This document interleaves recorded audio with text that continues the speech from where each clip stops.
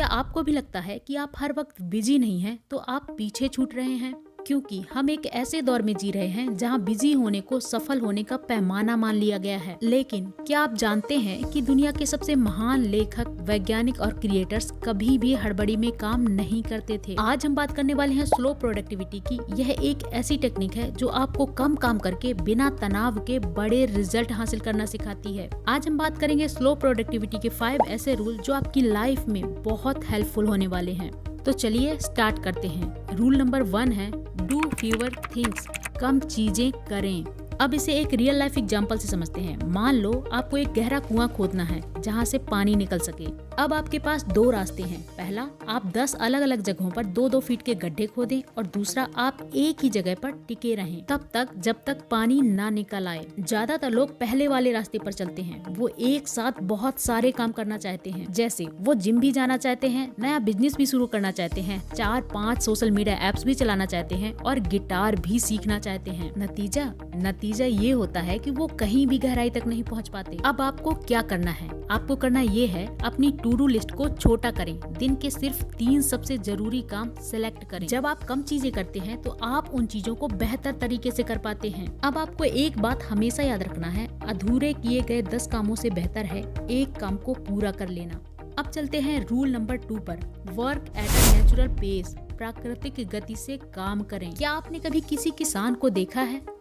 किसान कभी भी बीज बोने के अगले दिन फसल काटने की जिद नहीं करता। उसे पता है कि फसल को उगने में, पकने में अपना एक वक्त लगता है। वो हड़बड़ी नहीं करता, वो बस अपनी मेहनत जारी रखता है। लेकिन हम क्या करते हैं? हम चाहते हैं कि आज वर्कआउट शुरू किया है तो कल 6 पैक दिख जाएं, आज वीडियो डाली है तो कल मिलियंस में व्यूज आ जाएं। जब हम खुद पर इस तरह का प्रेशर डालते हैं तो हम जल्दी थक जाते हैं और काम को छोड़ देते हैं। अब आपको क्या करना है?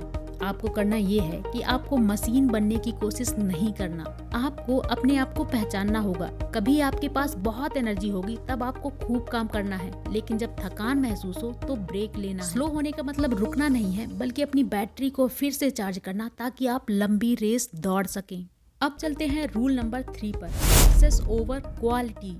इसे एक कारपेंटर के एग्जाम्पल से समझते हैं। मान लो एक कारपेंटर है जो दिन में 10 कुर्सियां बनाता है, वहीं दूसरा कारपेंटर एक हफ्ते में सिर्फ 1 कुर्सी बनाता है, लेकिन वह इतनी मजबूत और खूबसूरत है कि वह पुश्तों तक चलती है। लोग किसके पास जाना पसंद करेंगे? जाहिर है दूसरे वाले के पास। यहाँ पर याद रखने वाली बात यह है कि काम को सिर्फ खत्म करने के लिए मत कीजिए, उसे बेहतरीन बनाने के लिए कीजिए। जब आप क्वालिटी पर ध्यान देंगे तो लोग आपको खुद ढूंढेंगे और लोग ये भूल जाएंगे कि आपने समय ज्यादा लिया है, पर वो ये कभी नहीं भूलेंगे कि आपने काम कैसा किया है। अब चलते हैं रूल नंबर 4 पर, बिल्ड डीप फोकस रिचुअल्स। सोचिए, आप एक बहुत जरूरी लेटर लिख रहे हैं और हर 2 मिनट में कोई आपका दरवाजा खटखटाए, तो क्या आप अपनी भावनाओं को सही से लिख पाएंगे?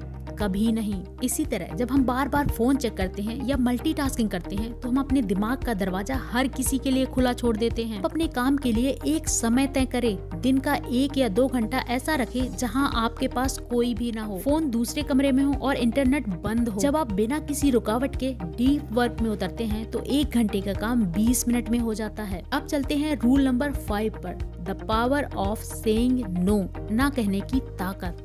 हर उस चीज को ना कह दीजिए जो आपको अपने लक्ष्य से दूर ले जाती है। जब भी आप किसी फालतू काम को हाँ कहते हैं तो आप अनजाने में अपने सपने को ना कह रहे होते हैं। जितना कम बोझ आपके दिमाग पर होगा, उतनी ही तेजी और शांति से आप आगे बढ़ पाएंगे। तो दोस्तों, ये थे वो 5 रूल। सही काम करें, अपनी रफ्तार को पहचाने, क्वालिटी पर ध्यान दें, गहरे फोकस में उतरें और ना कहना सीखें। ये रास्ता स्टार्टिंग में आपको स्लो लग सकता है, लेकिन यकीन मानिए मंजिल पर सबसे पहले आप ही पहुंचेंगे। आई होप ये वीडियो आपको पसंद आया होगा। अगर वीडियो पसंद आए तो प्लीज लाइक करें, शेयर करें एंड सब्सक्राइब कर दें। Thanks for watching.